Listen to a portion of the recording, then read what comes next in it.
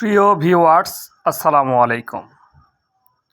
বিজলি plus 2020 মরিচের বীজ যিনাদের প্রয়োজন তেনারা আমাদের সঙ্গে যোগাযোগ করতে পারেন।